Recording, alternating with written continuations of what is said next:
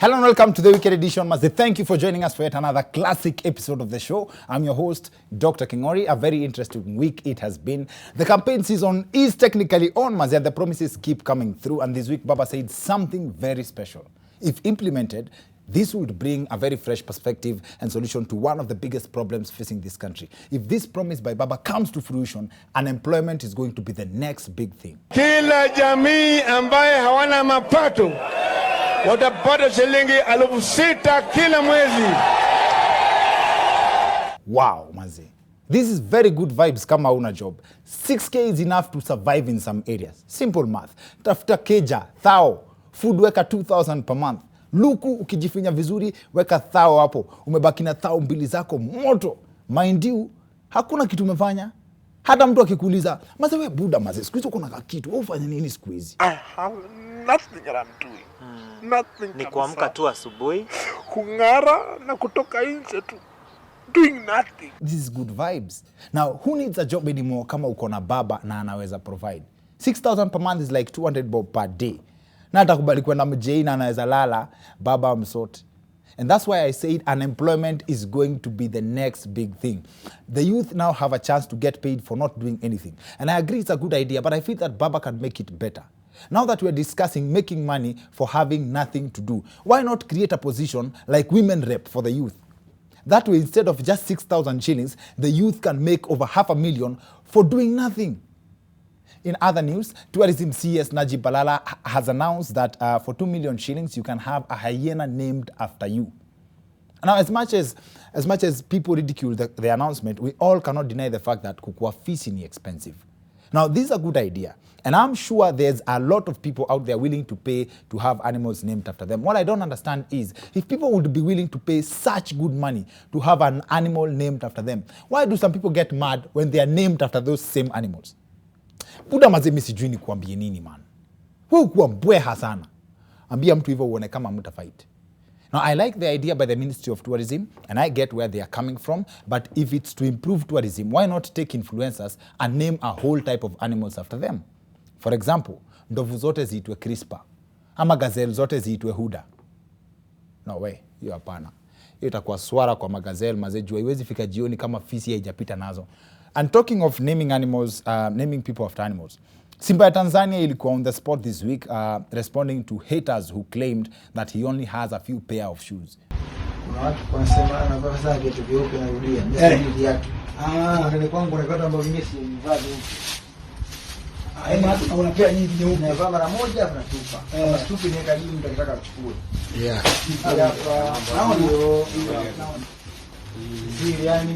Well, there you have it from the horse's mouth. No pun intended. Diamond akivaa kiatu mara moja anatupa. I don't even know who would start such a debate. Ati Diamond akona viatu chache. That's not someone from East Africa, cause huku kila mtu amekuwa anajua Diamond akikanyaga harudiangi. Isn't it interesting how symbolic this is? Kiatu Diamond ameingia ndani bado ni mali safi kwa watu kama akina Rick Ross. And this story brings up an interesting perspective in the debate of whether anyone else can fit in Diamond's shoes.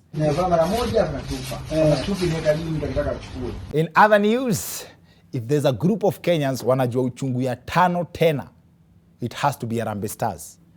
Our national football team was clobbered 5-0 by Mali last week. Kwani what's with Kenyans, bad luck and the number 5? Tano tena. In fact, I hear, kwa hiyo story ya Harambee Stars, there was a plan, the plan was for Mali to ensure that every player in the Kenyan team has a goal. As in, kila mtu afungwe bao yake. Ilikuwa inafaa kwa 11. That's why they followed the team back home and added one more. So Mali still owes Harambee Stars 5 more goals. Wale walikuwa wanaulizia hii sasa ndio mali safi. Ama this is payback for zile mabao Lunga na wanao watu huko UAE. But then again, watu waache Mali waongee. Watu wa Mali peke yake ndio wako na moral authority ya kuongea, because what moral authority do other Kenyans have to bash Harambee Stars juu ya kufungiwa nje, yet hata sisi tumekuwa tumefungiwa since March 2020. While responding to the criticism to Harambee Stars following a second beating by the same team huku nyumbani, sema balls brutality, FKF President Nick Mwendwa claimed that hata waletewe Mourinho bado wembe ni ule ule. The losing has nothing to do with the coach, it's just lack of talent. But some people ask, how comes the team was fairly poor when Ghost Mule was coach. Oh, that could be the same thing. Tumekuwa tukifikiria Ghost ndio talent, kumbe talent ndio Ghost. Then it should be Harambee Stars Ghost talent. We could come up with all theories about why Harambee Stars lost. But after the ICJ ruling on the Kenya-Somali maritime feud, I think it's fair to say that our defense is weak. That said, we have a great show ahead. We have waited for some time to do a show on the matter of people getting stuck in hospital over bills. For this episode, Maze, we have managed to get a medical doctor on the show, Dr. Patterson Njogu, full of wisdom and good vibes. Kwanza, kuna kitu moja nyeti sana tunafunga leo. When you have someone on life support kwa hospitali, how do you know whether to let go or not? Kuna wase ukaa kwa coma hata 20 years, but how do you know when to let go? See you guys on the other end of this short commercial break for that and more. See you guys in a bit.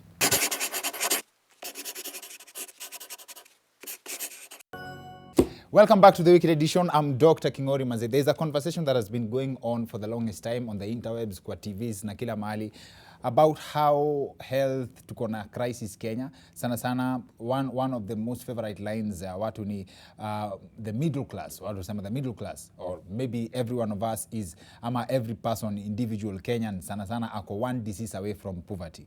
Na ikakuja tena ikakuwa conversation na medical bills, and then the next conversation ikakuwa ni maze, hospitali, why would someone be detained kwa sababu hajalipa bill? And when that conversation ilianza kupick up, I thought we should have that conversation with someone in the industry, a doctor, a friend. Anaitwa Dr. Njogu, and he has his hospital, is a personal friend, and I believe he would help us, I felt that he would help us put his vitu into perspective sana. So welcome, Dr. Njogu. Thank you very much for inviting me. Karibu sana, karibu sana. Tumekuwa na maswali sana, even with my friends. Yes. Like, are doctors in a fix, for example, and I'll go straight. Yes. You have your clinic. Yes. Mtu amekuja, they need help. But there are standards that are set. Lazima ukuwe na pesa fulani ndio utritiwe. Where is the line drawn between morality na biashara? It's a very difficult line. Kwa sababu, if somebody just walks in, a mother, for example, Yes. with a sick child, Yes. there are things that you should do out of compassion for another human being. I mean, Okay.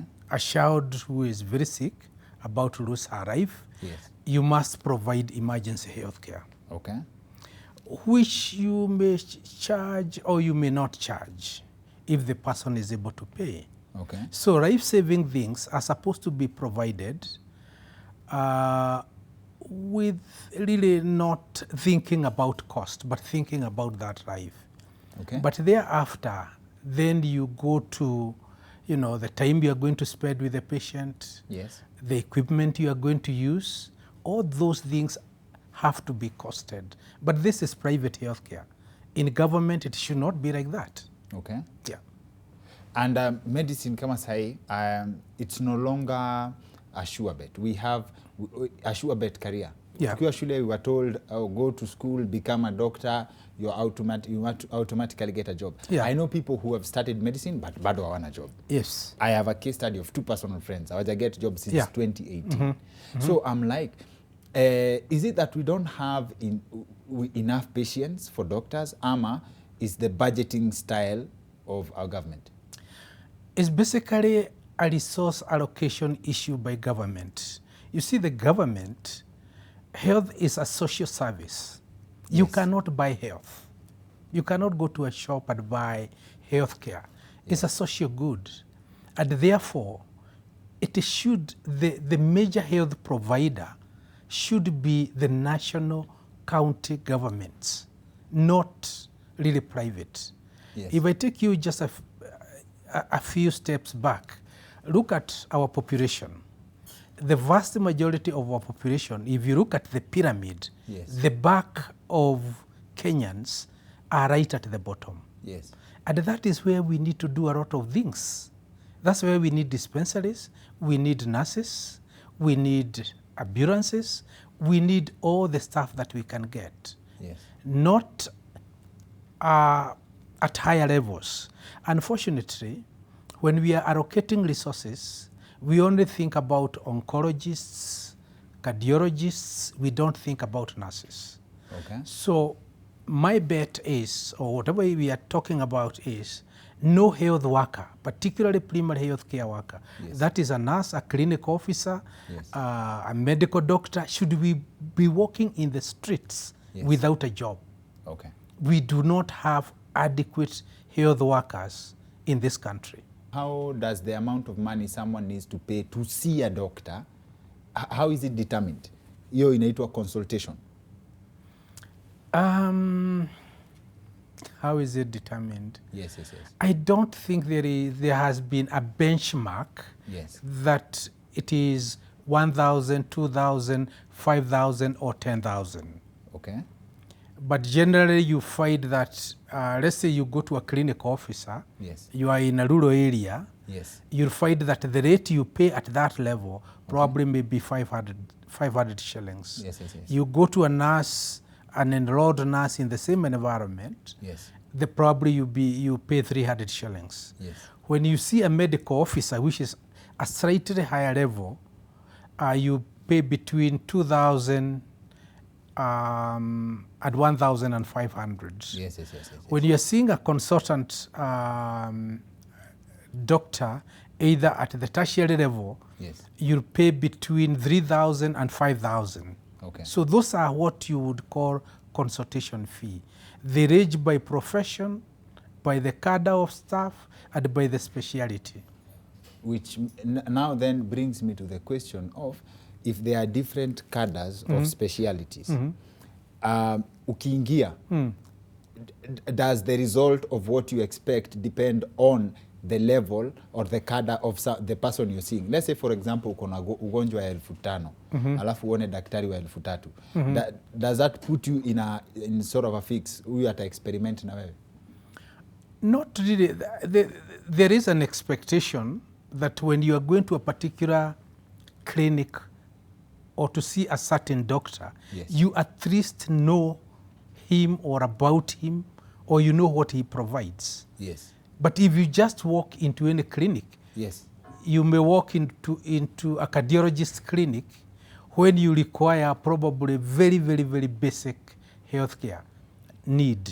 Yes. So you still have to pay the 5,000 for that consultation. Okay.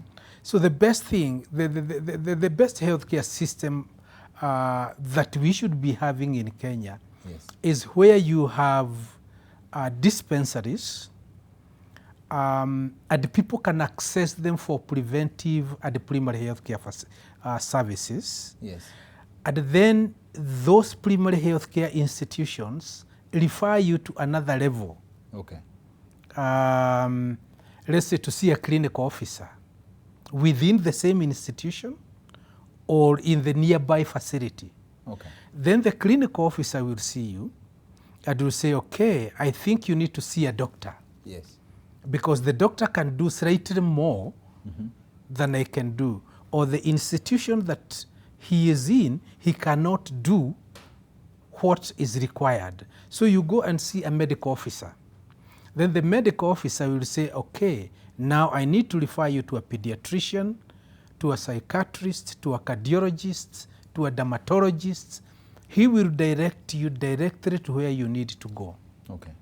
But if you choose to go and say you have a dermatological problem, Yes. and you choose to go and see a cardiologist, Yes. of course the cardiologist will see you, will charge you, and refer you to the to the dermatologist. Okay. Yeah. Oh, so lazima ukule kwanza yako alafu ndio. Alafu mpeleke pale alikuwa, yes, because I mean you sit with him, you or You her. explain to me but the whole time anajua hezi deal na shida yako, but sasa lazima. Well, by the time you sat on his chair, you saw the secretary, you did all this, you have already been charged by the time you are seeing him. And as a doctor in your practice, kuna mali unafikanga unaona mtu unajiambia, but it's cheaper to go to heaven. Well, I don't think you get to that point. It's cheaper to go to heaven. But I think you are bringing a very important concept. Yes. Whereby you may find somebody has a terminal illness, and we know, let's say, has disseminated or metastatic cancer all over the body. And there are institutions that are preaching hope. Go to this hospital, there's this good doctor, there's that hospital in India, that hospital in Kampala. I think at that point we need to tell people point blank that you have end-stage kidney disease, you have metastatic cancer, that there is not much we can do. And even if you go to India, you probably die there. So people need to be prepared for death. It's coming. We shall all die at the end of the day. Nobody is going to live in this world forever. But time comes when you must disclose that I think this is it. Isn't it wiser for sababu hii pesa ni ya hii dunia, or probably the reasoning is wacha tuikule mpaka mahali itafika? Ama in the case you prepare someone that there is nothing much we can do as you wait on God, what do they do in the meantime? Suffer? Ama you live on painkillers till the angel comes? No, you don't do that. There is what we call palliative care. There is a system depending on the illness that you have. Yes. Is either we can relieve that pain, we can give you, there are drugs that would reduce your anxiety, you can be cancelled. And also get a chance to be in your burial committee. And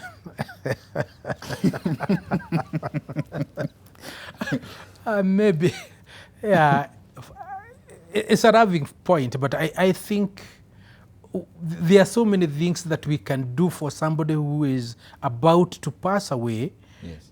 To relieve the pain, to relieve the anxiety, to prepare him for that death, rather than, you know, situations which I have seen whereby you find the family has a bill of 20 million. Yes. Or 50 million Kenya shillings. Yes. And they have to sell their ads, they have to sell their everything that they have. Yet life is for the living. And the man or the mother is anyway dying, whether you do it or you don't do it. So who has the power to know? That's a difficult question, because even when you look at, there are some people in Western world, yes, who have been kept alive by machines for 5, 10, 15 years.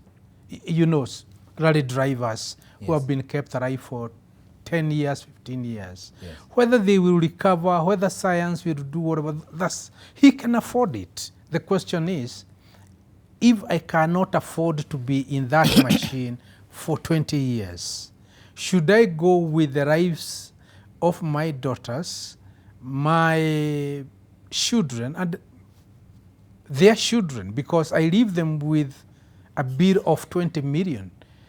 Where will they get that money to ever clear it so that they start on a fresh note?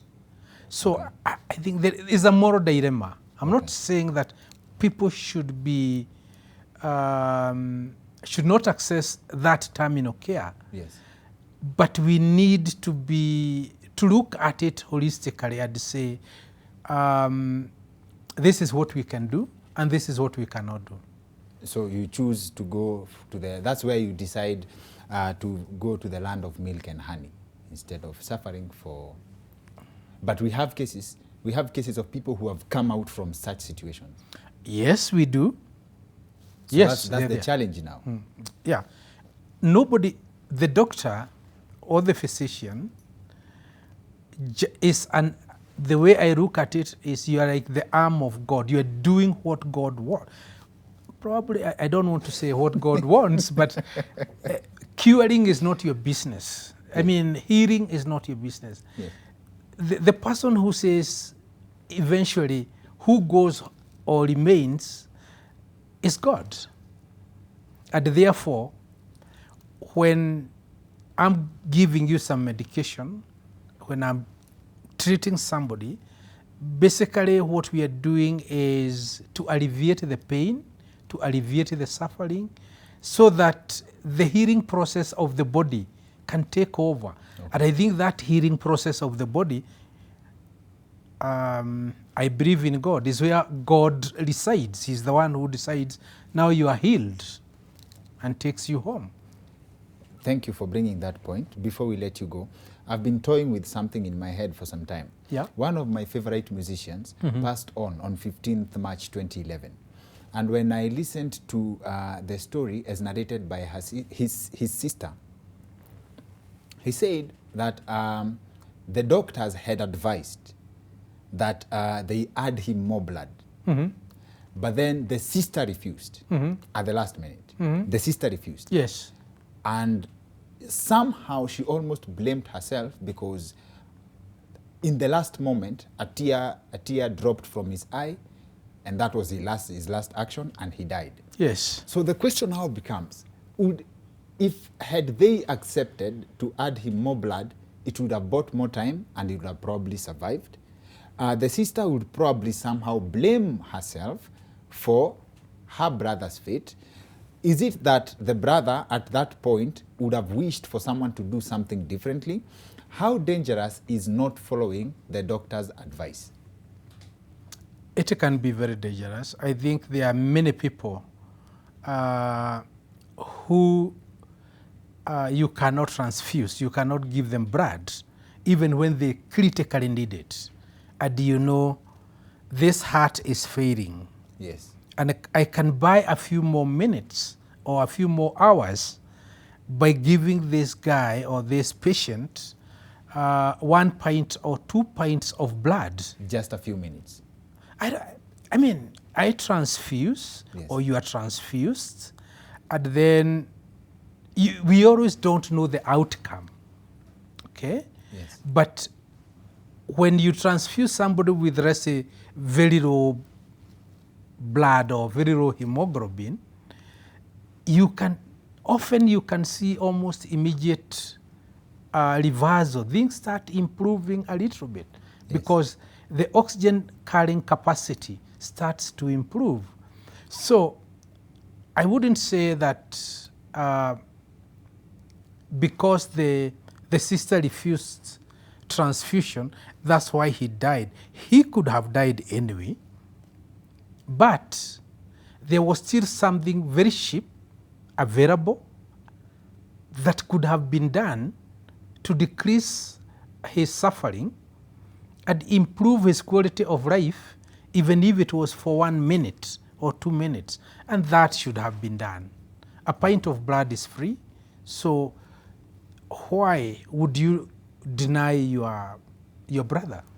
I don't get the rationale. It's a tricky balance between life and death. Tricky balance. It's a very tricky balance. Yeah. Is there a possibility then of a utopia world in terms of universal healthcare? What this word we throw around, that everyone would be able to access? Because I'm told when politicians fly out of the country for medical care, they go to public hospitals abroad. So if the quality of our public hospitals were to be raised to the standards Zamaju and people get access, would that change the life? Would that mean that more people would get a chance to be alive, or that's just a hypothesis?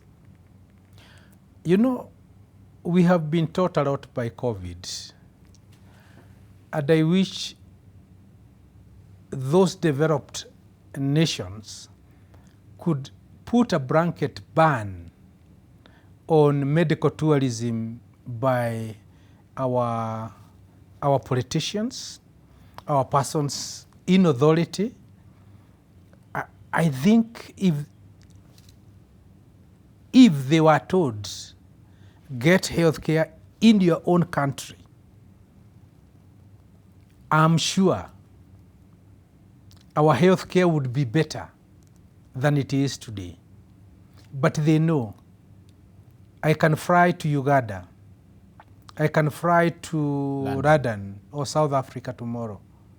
If they knew I will end up, or my wife will end up in Kenyatta National Hospital, they would make our healthcare better.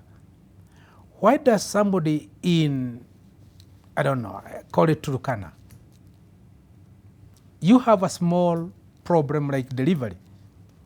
Why does a politician bring his wife all the way from Turkana, Laikipia, wherever, to Nairobi Hospital? Why not deliver in those hospitals? They are providing those delivery services for the common mwananchi. But the politician will fly his wife, kin and daughters all the way to Nairobi to deliver in the most expensive tertiary institution. Why doesn't he make that district hospital or level 4 hospital to have the facilities, the equipment that are necessary? It becomes unnecessary to fly his wife to this expensive institution. Asante sana. Thank you very much for your time, sir. Asante sana. Kwa hiyo muda kidogo tumeongea, people have picked something from there. I have. Thank you. Asante. That's it for the weekend edition. See you next week. My name is Dr. Kingori.